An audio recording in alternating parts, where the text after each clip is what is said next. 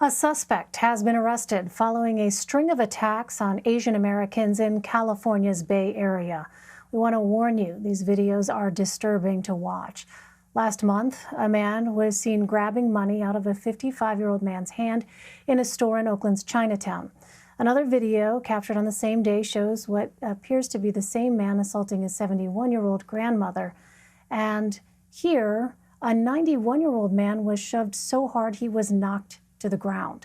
The attacks prompted actors Daniel Dae Kim and Daniel Wu to offer a $25,000 reward for information, and both of them join me now with more. Thank you both for joining us. Daniel Wu, I want to start with you. A report from the United Nations found that there were more than 1,800 racist incidents against Asian Americans from March to May of last year.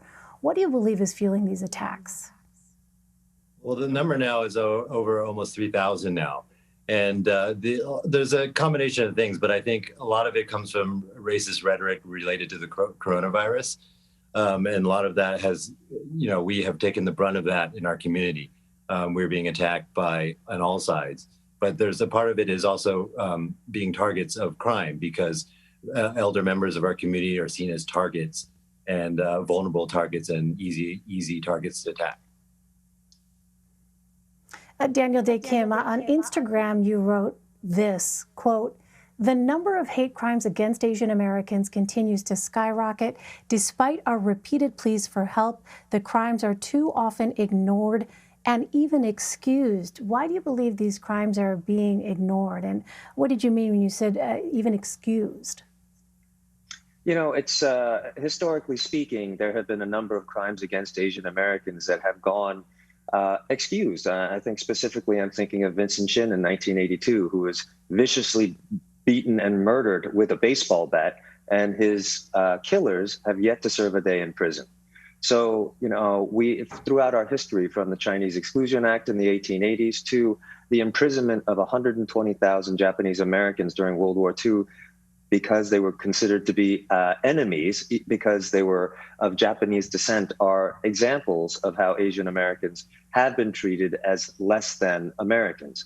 If you talk about the numbers skyrocketing, from March of last year to December, in New York alone, the percentage of hate crimes increased 1,900%. In Oakland and the Bay Area, just in the past 2 weeks, there have been over 20 incidents involving assault and attacks of Asian Americans, and often the elderly. So this is a growing problem. These are numbers we've never seen before. And in fact, the district attorney of Alameda County, California, launched a special response unit to investigate attacks on Asians, and specifically older Asians. And we also mentioned a suspect has been arrested in the Oakland attacks. Daniel Dae Kim, what's your reaction to that? I think it's a great step. Part of what we're trying to do is amplify this issue. Daniel and I offered this reward for a couple of reasons. One, to bring this criminal to justice, but also to bring attention to this issue. For better or for worse, the ways that our platforms can work is to amplify issues like this. And I'm really glad to be working on this with Daniel. So, we're working to do that, and we're looking for help from our DAs. We're looking for help from our community organizers. We're looking for help from our legislators and politicians. This is what we've done is just one step in a multi-pronged approach, and it needs to be considered a long-term solution. Well, our senior White House correspondent at CBS News, Weijia Jiang, asked White House Press Secretary Jen Psaki on Monday about whether President Biden is going to do more to address these kinds of attacks. Here's what Jen Psaki had to say. Let's listen to that.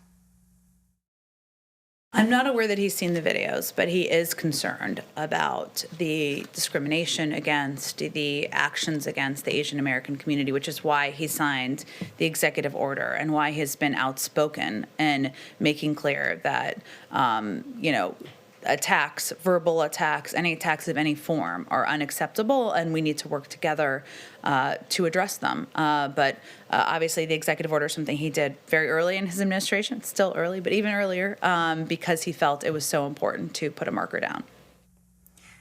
So President Biden's recent executive memorandum denounces xenophobia toward Asian Americans and Pacific Islanders, and the memo is designed in part to expand the government's tracking of these cases. But Daniel Wu, do you think that there is more the federal government can and should do to address these kinds of attacks against Asian Americans and Pacific Islanders?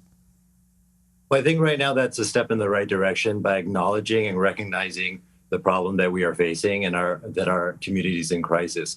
And so what the federal government can do further on is reach out to community groups that are already in this space, have been doing this work for years, and find out more about how they can help. Daniel, they can, during those social justice demonstrations that we saw over the summer in the wake of George Floyd's death, there was a lot of talk and discussion about this idea of allies and people who didn't necessarily look like George Floyd speaking up and taking the opportunity to call out racism against Black people.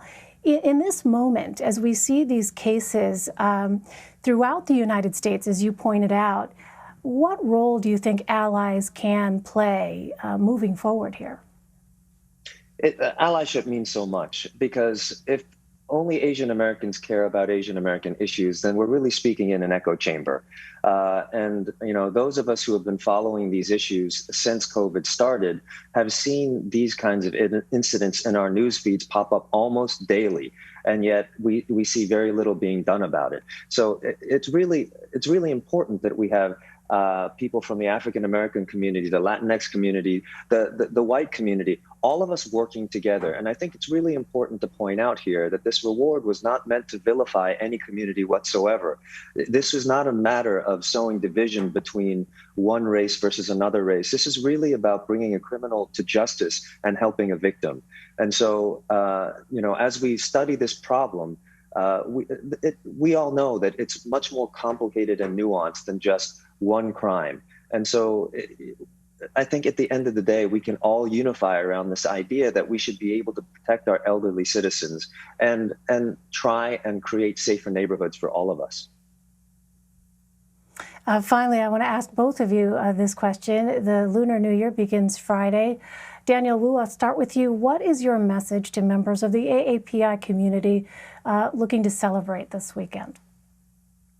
I think that the AAPI community has been scared recently, and that they're afraid to go out, even during the Chinese New Year celebrations, to go and get their preparations for things. But they need to know that we are standing up for them and we are fighting for them, and to have confidence in that we're going to make a change for our community. And Daniel Dae Kim. I would just say, be proud to be Asian. Be proud to be American. You've earned the right to be both. And we can all work together to be a united America. That's the hope, and that's the dream. Daniel Dae Kim and Daniel Wu, thank you both so much for taking the time to talk to us. We really appreciate it. Thank you for having us.